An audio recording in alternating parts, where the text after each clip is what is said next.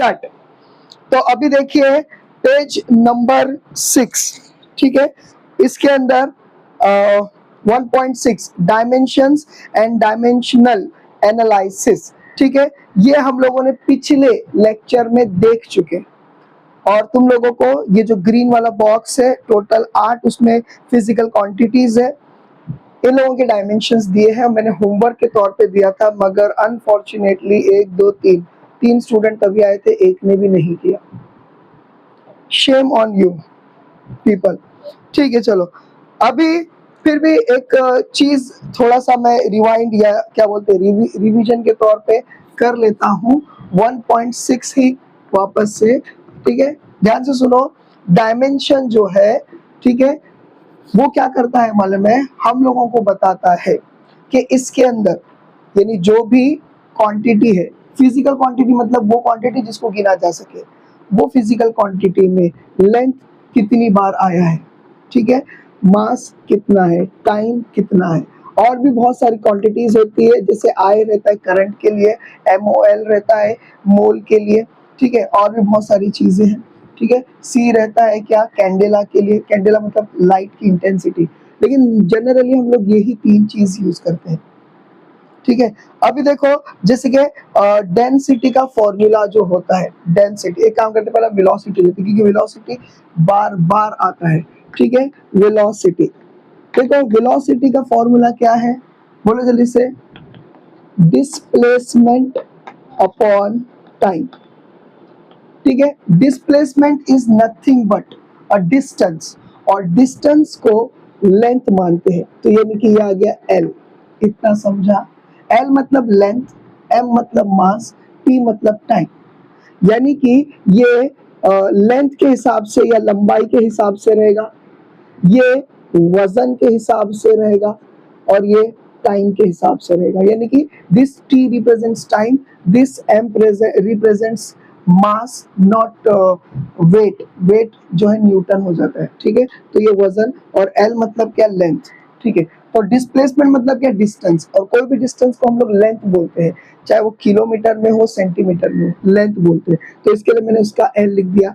Time is nothing but seconds, यानी कि time, ठीक है। तो इसका क्या बन जाएगा, वेलोसिटी का फॉर्मूला, ध्यान से देखो, L1, L एक बार आया इसलिए 1 लिखे। टाइम कितनी बार आया, टाइम कितनी बार आया, टाइम आया एक बार, तो T1।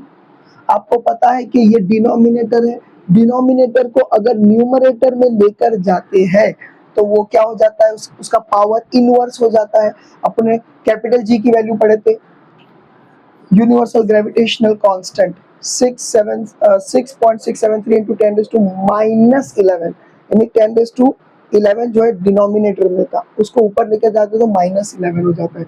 उसी तरीके से अब ये बन जाएगा L1 T-1, बोलो समझा, ये इसका डायमेंशन है। अब आप बोलेंगे सर M क्यों नहीं, M की जरूरत नहीं पड़ी तो M नहीं लिए, जिसकी जरूरत नहीं है वो नहीं लिखेंगे तो भी चलेगा, और अगर लिखना है आपको यही पैटर्न में लिखना है कि नहीं सर बार बार हम लोग यही पैटर्न लेंगे तो अच्छा रहेगा, तो ठीक है, आप ऐसा लिख सकते हैं L1 T-1, और यहाँ कुछ भी नहीं है तो ये 0 आता है अगर आपको लिखना है तो, बोले समझा। उसी तरीके से जो है डेंसिटी का हम लोगों ने देखे थे, बस ये 2 ही बताता हूँ फिर आगे बढ़ेंगे, नहीं तो फिर आज का टॉपिक होगा नहीं, ठीक है। Density, what is density, density मतलब गर्दी, ठीक है।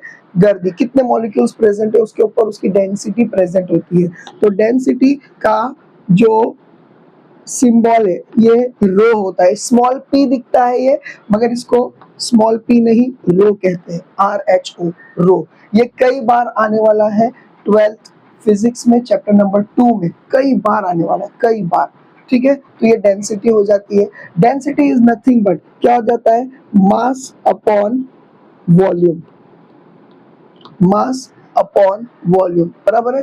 तो यही बोला है उसने, मास अपॉन वॉल्यूम, ठीक है। अब देखो ध्यान से सुनो, और हाँ एक बात बोलना भूल गया, पहले बोल चुका हूँ, ये जो है स्क्वायर ब्रैकेट में ही होना चाहिए, ये जो है स्क्वायर ब्रैकेट में ही होना चाहिए। अब ध्यान से सुनो, मास क्या है, मास LMT के हिसाब से मास क्या है m, तो मास के लिए हम लोग लिखेंगे m1, इतना समझा। अपॉन वॉल्यूम क्या है, वॉल्यूम देखो वॉल्यूम कैसा रहता है मालूम है, length into breadth into height ऐसा करके कुछ बोलते हैं ना। अगर 3D स्ट्रक्चर में देखेंगे किसी चीज को, है ना, ऐसा कुछ तो भी देखते हैं ना ठीक है, ये हो जाता है लेंथ, ये हो जाता है ब्रेथ, और ये हो जाती है, या मेरे ख्याल से ये हो जाती है उसकी हाइट, या ये हो जाता है लेंथ, खैर कुछ तो भी है। लेकिन देखो ये इसका थिकनेस है, ये इसकी चौड़ाई है, ये इसकी लंबाई है। तो ये तीनों को अगर हम लोग length into breadth into height, suppose करो अपन ने इसको हाइट कंसिडर कर लिए, तो ये तीनों भी हम लोग किस में नापेंगे, किस में नापेंगे, यानी लेंथ वाइज ही नापेंगे। ये 2 सेंटीमीटर या 6 सेंटीमीटर 4 सेंटीमीटर, इन शॉर्ट ये तीनों भी क्या है, लंबाई है, चाहे वो सेंटीमीटर हो या मीटर हो या किलोमीटर हो, लंबाई है। अपने को उसका नंबर नहीं देखने का है या यूनिट नहीं देखने का, लंबाई है। अगर लंबाई है तो याद रखो, यानी कि ये ऐसा हो जाता है actually, length into breadth into height, यानी ये भी एक L है, ये भी एक L है, इस L की बात कर रहा हूँ लेंथ, ये भी एक L है। कितने L हो गए, 3 L हो गए, मल्टीप्लाई हो रहे हैं, तो यानी कि ये हो गया L3, सॉरी स्क्वायर ब्रैकेट होना चाहिए, कभी भी अपॉन में नहीं लिखने का, अवॉइड करने का। तो क्या करेंगे, इसको हम इसको ऊपर ले लेंगे, तो ये बन जाएगा M1 इंटू, सॉरी M1 चलेगा, M1 into L1, sorry L3, हाँ माइनस आएगा, वेरी गुड। मैं ये देख रहा हूँ तुम लोग को ध्यान है क्या नहीं, अब समझा। अब ये दोनों का ब्रैकेट हटा के एक साथ ऐसा लिख देंगे, तो क्या हो जाएगा बोलो, लो हो गया L-3 M1। अगर T लिखना है आपको इस पैटर्न में तो लिख सकते हैं, 0 दे दो, नहीं लिखेंगे तो भी चलेगा, बोले समझा। तो इस तरीके से 8 में से 2 मैंने किया। सॉरी नंबर 7, थोड़ा सा आइडिया मिल गई जो लोग पहली बार ये ये समझा कि नहीं, थोड़ा बहुत तो समझा होगा मे भी, तो थोड़ा सा ध्यान दो प्लीज, ठीक है। अब शुरू करते हैं। एक ये धुंधला तो नहीं हो गया ना, अचानक नाराज हो जाता है। अभी देखो ना, ये तीनों भी चीज जरा सी डिफिकल्ट है, जरा सी डिफिकल्ट है समझने के लिए। आपको ये समझना बहुत जरूरी है। क्या, यूजेस ऑफ डायमेंशनल एनालिसिस। तो अभी हमारा टॉपिक है 1.6.1, ये हमारा टॉपिक है, ठीक है। Uses of dimensional analysis, in short uses of dimension,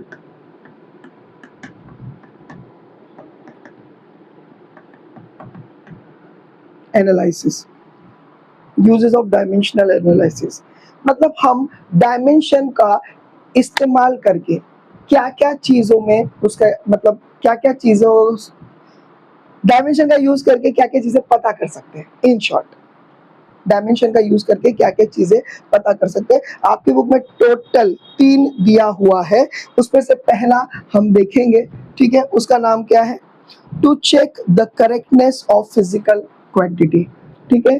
to check, क्या चेक करने का, correctness, correct of physical quantity. अच्छा, तो इक्वेशन आ गया, ठीक है। फिजिकल इक्वेशंस, फिजिकल इक्वेशन, ठीक है। फिजिकल इक्वेशन का हमको करेक्टनेस, यानी कि ये फिजिकल इक्वेशन करेक्ट है या नहीं है, ठीक है, ये कैसा फाइंड आउट करेंगे। तो याद रखो, आप लोगों को मैंने साइंस 1 चैप्टर नंबर 3 में केमिकल इक्वेशन का बैलेंसिंग पढ़ाया था। क्या था वो, left hand side is equal to right hand side, मतलब नंबर ऑफ एटम्स या molecules present in a chemical और अ कंपाउंड, ठीक है, should be equal on left as well as on the right hand side. अगर ये balance है तो ही इसी को बैलेंस कहा जाएगा। बस इसका मतलब यही है कि जितने LMT या जो भी अपन वैल्यूज लेंगे उतने ही राइट में होना चाहिए। अगर है तो समझ जाना कि भाई दिस इक्वल टू दिस, मतलब ये सही फॉर्मूला है। कुछ समझा कि नहीं समझा, ठीक है। यहाँ पर उसने एक एग्जाम्पल दिया है, वो मैं तुम लोगों को समझाता हूँ, ठीक है। तो जैसे कि मिसाल के तौर पर उसने एक मिसाल दिया है, v is equal to u plus at। अब एक बात ध्यान से सुनना प्लीज, यहाँ पर ध्यान दो।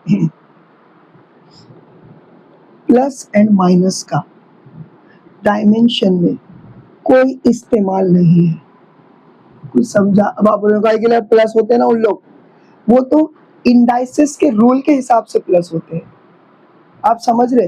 अपन अभी तक जो भी डायमेंशन निकाले हैं उसमें अपन ने ना ऐसा अपॉन वाला देखे है, अपॉन वाला देखे है, कभी माइनस या प्लस वाला देखे है? नहीं देखे। कुछ समझ में आ रहा है? याद रखो, ये याद रखो। नीट या सीटी लेवल पे जब आपको डायमेंशन निकालने बोलेंगे ना तो जानबूझ के ऐसी चीजें देते हैं ताकि आप कंफ्यूज हो जाओ कि ये प्लस का क्या करूं। डायमेंशन में प्लस और माइनस का कोई इक्वेशन ही नहीं है, सिर्फ किसका है? तो मल्टीप्लिकेशन एंड डिवाइड का है। प्लीज ये याद रखो। हाँ, टीचर वैसे बोलेंगे बोलेंगे ईमानदारी से पढ़ाएंगे तो जरूर बोलेंगे, ठीक है? तो ये याद रखो। तो अभी अपने को क्या करना है, देखो इसका डायमेंशन एंड इस साइड का डायमेंशन एक होना चाहिए, ठीक है? अभी देखो वेलोसिटी का डायमेंशन अगर आपको याद है तो बोलो क्या है? L1 m0 t-1 है ना, ऐसा ही है, ठीक है? अब एक बात याद रखो, v ये क्या है मालूम है? 3 काइनेमेटिक इक्वेशन में से एक है, v is equal to u plus at, जिसमें हम लोग इसको फाइनल क्या बोलते हैं? वेलोसिटी। इसको फाइनल वेलोसिटी, इसको क्या बोलते हैं? यानी ये भी वेलोसिटी है, इनिशियल फाइनल फाइनल छोड़ दो, ठीक है? ये भी क्या है? वेलोसिटी है। तो वेलोसिटी का डायमेंशन भी सेम रहेगा, बोलो समझा? सेम रहेगा, ठीक है? अब एक मिनट, अभी u और at ये क्या है? एक्सेलरेशन ड्यू टू ग्रेविटी है, यानी एक्सेलरेशन है ना, एक्सेलरेशन है ये, और ये टाइम है, इज इक्वल टू वेलोसिटी। समझ में आया? Is equal to what? अरे वेलोसिटी है कि नहीं है? अरे बोलो जल्दी से। देखो कैसे बताए। देखो acceleration is what? Acceleration is velocity, देखो final velocity minus initial velocity per unit time, ऐसा ही है इसका formula, 9th standard chapter number 1 में है।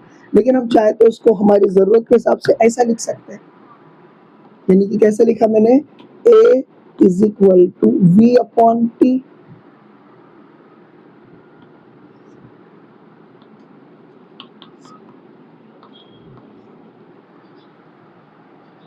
आवाज नहीं गई, मैं ऐसी एक्टिंग कर रहा था। मैं बोल रहा हूँ कि ये भी एक्चुअली दोनों का मल्टीप्लिकेशन विल गिव यू क्या? Velocity only. तो ये भी वेलोसिटी है। अगर ये भी वेलोसिटी है पूरा मिलाकर, ठीक है, तो भी हम लोग उसको वेलोसिटी के इसमें लिख सकते हैं। तुम लोग को समझा? लेकिन तुम लोग बोले नहीं सर हम लोगों को क्या मालूम हो ये वेलोसिटी ऐसा ऐसा। तो ठीक है, एक्सेलरेशन का फॉर्मूला बोलो जल्दी से, एक्सेलरेशन का डायमेंशन बोलो, पीछे देखो ना जल्दी, अभी लिखने के लिए टाइम नहीं है। एक्सेलरेशन का डायमेंशन बोलो। L1 m0 t-2, ठीक है, t-2, और t तो अलग से है, ध्यान से देखो, अलग से देखो। अब मल्टीप्लिकेशन आ रहा है बीच में, प्लस माइनस आता ही नहीं डायमेंशन में, समझ में आ गया? अब ये हो गया। अभी ध्यान से सुनो, मल्टीप्लिकेशन जब होता है तो इनका, ये मैं अब डायमेंशन का नहीं इंडाइसिस का फॉर्मूला बोल रहा हूँ कि दो चीज अगर मल्टीप्लाई होती है तो उनके पावर्स क्या होते हैं? प्लस होते हैं। प्लस होंगे तो क्या हो जाएगा? L1 m0 t-2, और यहाँ पर एक है तो क्या हो जाएगा? +1। बोलो समझा? Plus minus is equal to minus, लेकिन साइन किसकी रहेगी? बड़े की। तो देखो ये क्या बन गया? L1 m0 t-1। अब अगर आप गौर करेंगे, देखो इसका डायमेंशन सेम, u का डायमेंशन सेम, क्योंकि दोनों वेलोसिटी है, और इसका डायमेंशन भी सेम आया। अब इसको ऐड नहीं करेंगे, क्यों? क्योंकि डायमेंशन में प्लस माइनस का वजूद है ही नहीं, है ही नहीं, आज तक नहीं, और राज की बात बता दो कल भी नहीं रहेगा, ठीक है? तो क्या हो जा रहा है, अगर आप इतना देखेंगे तो भी चलेगा, इतना देखेंगे तो भी चलेगा, क्योंकि उसका कोई वजूद नहीं है कि भाई प्लस आएगा तो इसको करने का क्या, सच में ऐड करने का ऐसा कुछ बोला ही नहीं गया है। समझ में आ रहा है? डायमेंशन में only division and multiplication is there, ठीक है। तो याद रखो, ये देखो सेम है क्या, नहीं, यानी ये बता रहा है कि this is also velocity, this is also velocity, this is also velocity, यानी कि ये फॉर्मूला करेक्ट है। यानी right side equal to left side हुआ ना, इतना वही साइड, और प्लस नहीं है इसके लिए, उसके बारे में कुछ बोला नहीं जाता। बोले समझा? अरे समझा कि नहीं? ठीक है, हाँ लिख दो लिख दो, ठीक है। ये इसके लिए एटी का ये डिस्क्रिप्शन है सर, लिखेंगे तो ध्यान से सुनो। 1.6.1 सेकेंड वाला है, to to establish the relationship between related physical quantity. इसका क्या मतलब है? एकदम इजी है, ध्यान से सुनिए, मैं समझाने की कोशिश करता हूँ। यहाँ पर जैसा इसने एक एग्जाम्पल दिया है कि मिसाल के तौर पर देखो, टी इज डायरेक्टली शुरुआत ऐसी किया है, is directly proportional to the length and gravity. Gravity पता है ना, अपने अर्थ की ग्रेविटी, ठीक है। ये इससे डायरेक्टली रिलेटेड क्यों है, इसका भी पता हमको चल सकता है। ये दोनों मेरे समझ में आया, T is directly proportional to the length and g. अब ये क्या है लेंथ और जी, अभी समझेगा नहीं, मैं बताता हूँ, लेकिन खाली इतना समझो कि ये लोग क्या, ये इसको डायरेक्टली प्रोपोर्शनल क्यों है ये भी बता सकता है, ठीक है। और साथ साथ ये भी बता सकता है कि आगे जाके, बस आपको खाली मैं इतनी वैल्यू दे दूं, आगे जाके आप ये भी पता कर सकते हैं कि भाई इसका फॉर्मूला कैसा बनता है। With the help of dimension you can predict the formula of this. कुछ समझ में आया? समझ में आया? मुद्दा समझ में आया? मैं खाली आपको बोल दूंगा, जैसा हम लोगों ने देखो उसके बारे में पढ़े थे कि when two, science 1 chapter number 2 में पढ़े थे कि व्हेन टू बोलो objects are kept beside each other, तो क्या हो जाता है, the force acting on the object is directly proportional to the product of their masses and inversely proportional to the square of distance between them। लेकिन मैं ऐसा ना देते हुए खाली मैं ऐसा दे दूं, भाई ये लो, ये ऐसा है, ठीक है, और ये ऐसा है, ठीक है। तो ये कैसा, यानी इसका फॉर्मूला पूरा कैसा बनेगा ये अपन पता कर सकते हैं। और इसके फॉर्मूले में किसी के ऊपर अगर कोई पावर है या नहीं है ये भी पता कर सकते हैं। कुछ समझ रहा है कि नहीं समझ रहा है? डायमेंशन से, डायमेंशन से, बस खाली डायमेंशन का एक प्रॉब्लम है, बोलो क्या? Dimension is not applicable for constant values, इतना याद रखो।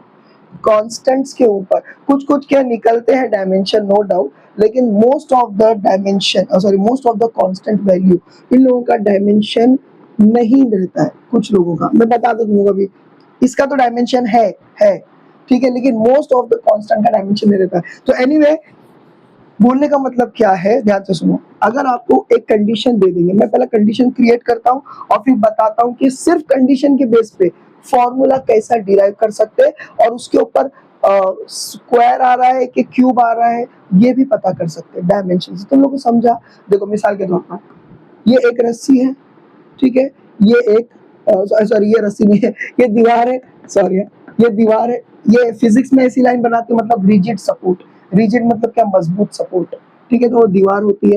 ये रस्सी है और इसके अंदर हम लोगों ने कोई लोखंड का ये एक ऑब्जेक्ट टांग दिए, ठीक है, और ये भी ऐसा ही है सेम, ये दीवार है, ये रस्सी है, और इसमें भी हम लोगों ने कोई ऑब्जेक्ट का ये बांध दिया। बोलो समझा? इतना समझ गया?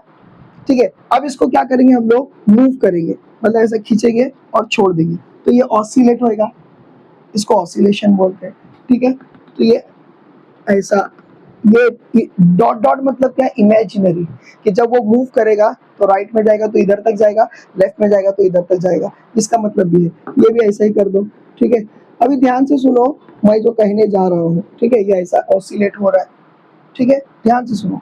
इसमें क्या ऑब्जर्व किया जा रहा है, मूव करने के बाद दोनों को सेम एंगल पे रिलीज किया गया, सेम एंगल पे। सपोज करो 30 का एंगल था, इधर भी 30 का एंगल, सेम एंगल पे रिलीज किया गया।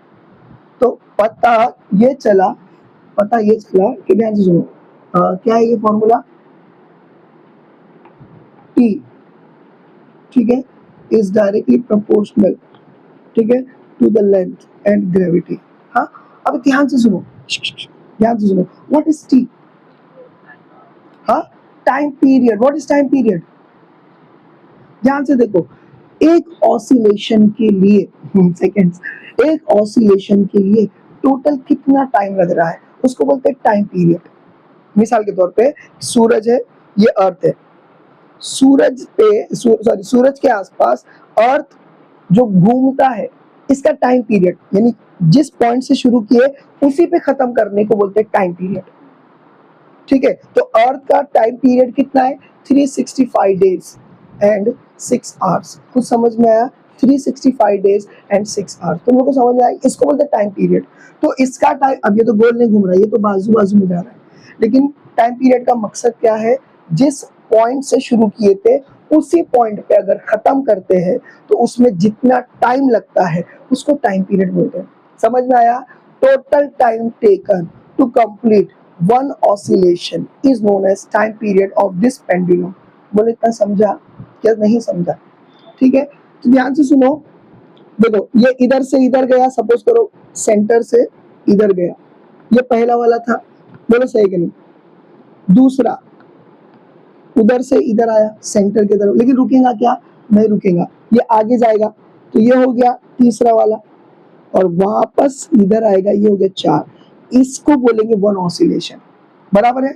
सेंटर से सपोज करो मैंने इधर खींचा, बराबर है, तो ये पहला, छोड़ेंगे तो वापस सेंटर की तरफ आएगा, लेकिन रुकेगा नहीं क्योंकि वो आगे जाएगा, आगे जाएगा तो तीसरा, वापस उधर आया, बस इसको बोलेंगे वन ऑसिलेशन। सपोज करो इसका टाइम पीरियड लगा हम लोगों को कितना? 2 सेकेंड्स, तो समझा? लेकिन इसका टाइम पीरियड हम लोग को लगेगा 3 सेकेंड्स। कितना लगेगा? ऐसा क्यों? ऐसा क्यों? ऐसा इसलिए क्योंकि time is directly proportional to the length. जितनी लंबी रस्सी रहेगी टाइम उतना इंक्रीज होगा। लंबी रस्सी, रस्सी की लेंथ इंक्रीज, समझ में आया? लेंथ इंक्रीज तो टाइम इंक्रीज, इसीलिए डायरेक्टली प्रोपोर्शनल। बोले इतना समझा? ये एक्सपेरिमेंटली ये फॉर्मूला हम लोग डालते हैं, लेकिन इसके बाद इसके ऊपर स्क्वायर आना चाहिए कि नहीं आना चाहिए, ये सब किससे पता चलेगा? डायमेंशन से भी पता कर सकते हैं। हाँ, समझा कि नहीं समझा? ठीक है, उसके बाद ग्रेविटी। हाँ, बराबर ना यार? तो चांद पर जो है ये 1 सेकंड हो जाएगा। ऐसा क्यों? अप्रोक्सीमेटली 1। ऐसा क्यों? क्योंकि ग्रेविटी डिक्रीज हुई तो ये जल्दी जल्दी ऑसिलेट करेगा, जल्दी जल्दी ऑसिलेट करेगा तो उसका टाइम पीरियड कम लगेगा। एक इसके लिए तुम लोग को समझ रहा है कि नहीं समझ रहा है? समझा ना? समझा? समझा? और जितना ज्यादा खींचेगी उतना टाइम पीरियड ज्यादा लगेगा, ज्यादा खिंचाओ ज्यादा टाइम, और कम खिंचाओ कम टाइम। समझ में आ गया? खिंचाओ मतलब क्या? Gravitational pull. खैर, कहाँ से कहाँ चले गए अपन, अभी तक इक्वेशन शुरू भी नहीं हुआ, लेकिन ये समझाना जरूरी था। इतना समझा आप लोगों को, मुझे मुझे लग रहा है कि सबको समझा हो। समझा? तो एनीवे, तो ये इक्वेशन इन लोगों ने प्रैक्टिकली करके देखे और ये इक्वेशन बनाए, लेकिन ये इक्वेशन में स्क्वायर है नहीं है वो अपने को देखना है। Is directly proportional to the L and ये जी।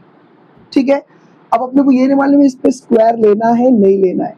अगर लेना है तो भी मालूम पड़ जाएगा, नहीं लेना है तो भी मालूम पड़ जाएगा। एल को इसने ए दिया है क्या?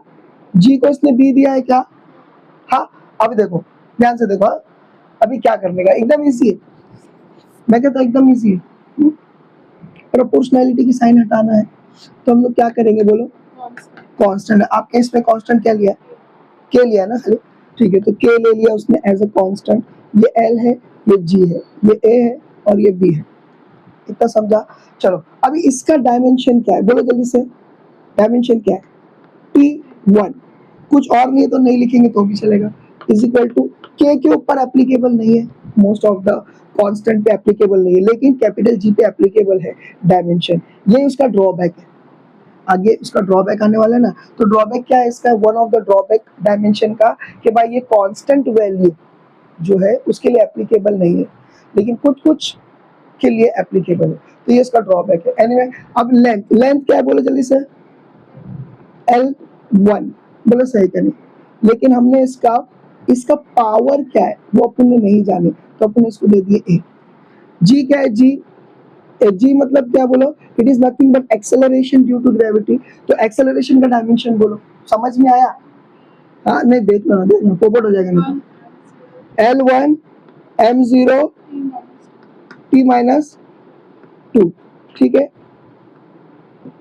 और इसको b लिए थे, बराबर है कि नहीं, बराबर है कि नहीं? अब ध्यान से देखो, देखो मैं बता रहा हूँ, तुम लोगों को अभी शायद नहीं समझ रहा होगा या बोर हो रहा होगा, लेकिन एक बात समझ लो कि साइंटिस्ट लोग जो है इस फॉर्मूले में क्यूब आना चाहिए क्या नहीं आना चाहिए, ये सब इससे पता करते हैं, चाहे तो कर सकते हैं। वन ऑफ द वे ये भी है। तो देखो कैसा आता है वो मैं बताता, इस पे तो हाथ ही नहीं लगाओ, ठीक है। अब ये क्या हो जाएगा, ये हो जाएगा L इंटू ए, अरे ये मल्टीप्लाई होता है, मल्टीप्लाई होता है, ठीक है। अब ध्यान से देखो, और ये क्या हो जाएगा, देखो जरा, ये एल बी, एम नहीं है ना तो एम नहीं लेते ना, एम लिया है क्या उसने, तो एल, क्योंकि ये जीरो है ना, वैसे भी जीरो से जीरो ही होता था वो, और टी, ये क्या हो जाएगा -2b। ये समझा तुम लोगों को, ऊपर का जो स्क्वायर है ये मल्टीप्लाई हो जा रहा है, यानी ऊपर का जो भी पावर है ये मल्टीप्लाई हो जा रहा है, इतना समझा। फिर वापस से t1, ठीक है। यार मेरे को लग रहा है तुम लोग को समझ रहा है कि नहीं, क्या पता। अच्छा अभी देखो ये क्या है, ये बोलो जल्दी से, ये मल्टीप्लाई हो रहा है, अगर मल्टीप्लाई हो रहा है तो यहाँ पर क्या बनेगा, ये प्लस a प्लस b, और t जो है ये क्या रहेगा, t is equal to -2b। बोले इतना समझा? अभी देखो ये और ये इक्वल नहीं है, इक्वल नहीं है मतलब क्या, मतलब के यहाँ पर सिर्फ t है और वो भी है, ये तो अलग ही है ना। तो हम लोग को इसको खाली बस कंपैरिजन के लिए l ले रहा हूँ। बोर्ड क्या नहीं दिख रहा है, लाइट चमक रही है, एक मिनट जाओ, मेरे वजह से तो अच्छा दिख रहा है मैंने थोड़ा सा वो पाउडर कम कर दिया, अभी दिख रहा है, चलो ठीक है, ये इतना हो गया।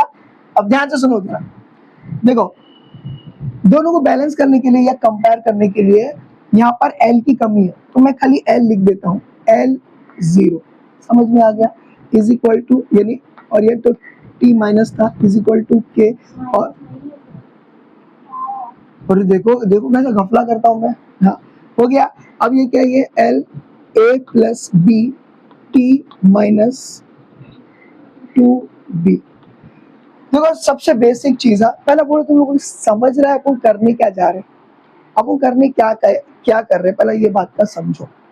एक एक्सपेरिमेंट किए, रस्सी से एक वजन चीज को बांधे, दोनों अलग हाइट के, एक की लंबाई, रस्सी की लंबाई ज्यादा, एक की कम है, और दोनों को सेम एंगल पे छोड़े, तो दोनों का ऑसिलेशन सेम होना चाहिए ऐसा सोचे, मगर ऑसिलेशन समझ गया, time period taken to complete one oscillation, उसको कैपिटल टी बोलते हैं, ठीक है, time taken to complete one oscillation. लेकिन देखे कि भाई इसमें 3 सेकंड ले रहा है बड़ी वाली रस्सी में, और छोटी वाली रस्सी में 2 सेकंड ले रहा है, मतलब जितनी छोटी लेंथ उतना ज्यादा टाइम, सॉरी उतना कम टाइम, तो इसीलिए बोले T is directly proportional to L. लेकिन पता ये भी चला कि ग्रेविटी भी तो खींच रही है, अगर ग्रेविटी नहीं खींचती तो रस्सी ऊपर ऊपर कहीं पर भी जा सकती थी, जहां पर ग्रेविटी नहीं रहती है चीजें हवा में किधर भी जा सकती है, इसका मतलब ग्रेविटी भी खींच रही है, जहां पर ज्यादा पुल वहां पर ज्यादा टाइम लगेगा। अर्थ के ऊपर अगर यही ऑसिलेशन करेंगे 3 सेकंड लग रहा है, और चांद पे करेंगे हो सकता है 1.5 सेकंड लग जाए, तो समझ में आ रहा है, या 2 सेकंड लग जाए। इसका मतलब क्या समझ में आ रहा है कि time period is also directly proportional to g. बस अब हमको डायमेंशन से ये समझना है कि इसके ऊपर पावर कैसा आएगा, अब समझ में आ गया। तो हम लोग कोरिलेशन, और ये भी कोरिलेशन भी देख रहे हैं कि भाई ये इसके साथ मिलकर क्या फॉर्मूला बनाता है, क्या फॉर्मूला बनाता है, समझ में आ गया। बस इन्होंने इतनी वैल्यू दे दी, अब तुम आगे कुछ भी नहीं बोले। अब अपन सब कुछ क्या कर रहे हैं, डायमेंशन से कर रहे हैं, एज्यूम कर रहे हैं कि इसके ऊपर कुछ तो भी पावर है, अननोन पावर है, वी डोंट नो वो पावर क्या है, वही तो फाइंड आउट कर रहे हैं। और देख रहे हैं कि भाई इसका फॉर्मूला बनता कैसे, how they are correlated to each other, इतना समझा। तो हम लोगों ने क्या करे, डायरेक्टली प्रोपोर्शनल लिए। पूरी दुनिया को मालूम है कि भाई ये बेसिक है कि अगर आपको प्रोपोर्शनलिटी की साइन हटाना है तो कांस्टेंट डालो। फिलहाल के तौर पे हम लोगों ने कांस्टेंट के तौर पे के ले लिए, हो गया। इसका हम लोगों ने ए माने, इसका बी माने, आपकी मर्जी एक्स मानो वाई मानो, लेकिन एक्स नहीं लेते, ठीक है। तो ए और बी ले लेते हैं। अरे तो समझा कि नहीं। अब क्या करेंगे हम लोग, इसको डायमेंशन फॉर्म में लिखेंगे क्योंकि डायमेंशन के जरिए से ढूंढने का हमारा मेन मकसद है। तो टी का एक लिख दिए, ठीक है। ये तो के को छोड़ दो क्योंकि कांस्टेंट में ये हम लोग नहीं यूज करते ज्यादातर, ये ए, ठीक है। L1 है और यहाँ पर जी मतलब क्या, ग्रेविटी, लेकिन हम लोग यहाँ पर उसको एक्सेलरेशन का डायमेंशन ले सकते हैं। क्यों? क्योंकि हम लोग 10th स्टैंडर्ड से बोलते आ रहे हैं small g is nothing but acceleration due to gravity. तो ये हो गया एक्सेलरेशन ड्यू टू ग्रेविटी, इसका ले लिए। पावर क्या है वो अपन ने बाहर लिए। अब रूल क्या है, जब हम लोग इसको लेते हैं तो जो भी इंडाइसिस का रूल है, इंडाइसिस का डायमेंशन का नहीं, ये क्या है, ये पावर जो मल्टीप्लाई हो जाता है, मल्टीप्लाई हो गया। अब यहाँ पर देख रहे हैं, यहाँ पर खाली टी है, यहाँ पर एल और टी है, दो है। तो हम लोग जस्ट बैलेंस करने के लिए, अच्छा ये कर दिया अपने सब, ये दोनों को मिला दिया तो ये आया। दोनों को बैलेंस करने के लिए अपन ने क्या करे, ऐसा ऐसा लिया, इतना समझा। हाँ, अब यहाँ से डायमेंशन हट जाएगा। अब देखो कैसा चलेगा, ध्यान से देखो। बिस्मिल्लाहिर्रहमानिर्रहीम। कौन आया? एल क्या है, एल यहाँ पर एल क्या है, एल एल की वैल्यू क्या है यहाँ पर, 0। बोलो जी, 0, ठीक है। और इधर पे इसकी वैल्यू क्या, बीच में इक्वल है, इक्वल है।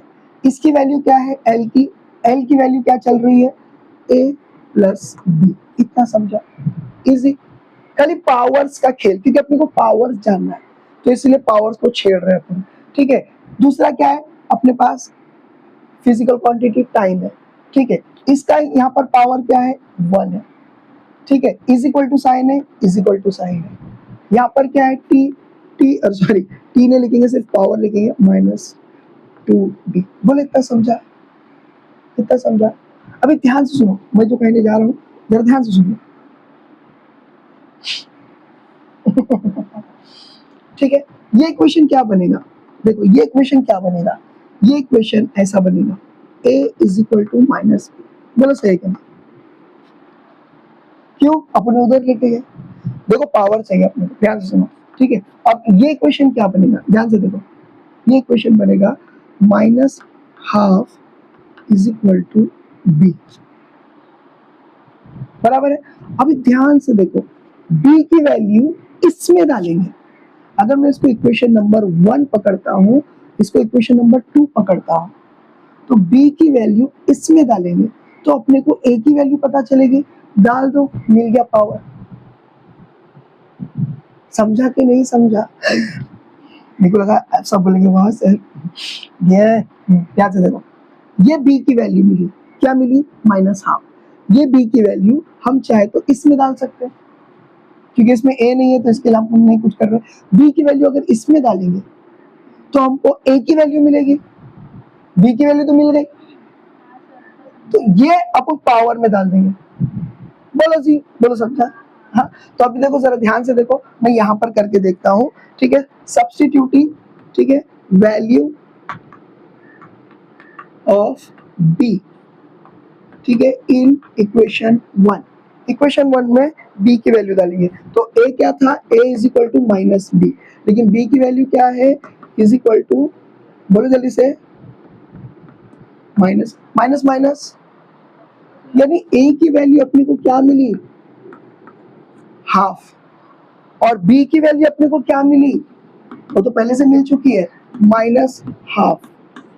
बोलो समझा? अब फॉर्मूला देखो कैसा डिराइव होएगा, तो लोगों ये समझा स्टेप्स, प्रैक्टिकली कुछ करके देखे, उससे ये मिला, बस छोड़ दिए अल्लाह भरोसा। अब बोलेंगे करो, तो अपने शुरू किए अपने बेसिक से और उसमें लगा दिया हम लोगों ने क्या, डायमेंशन।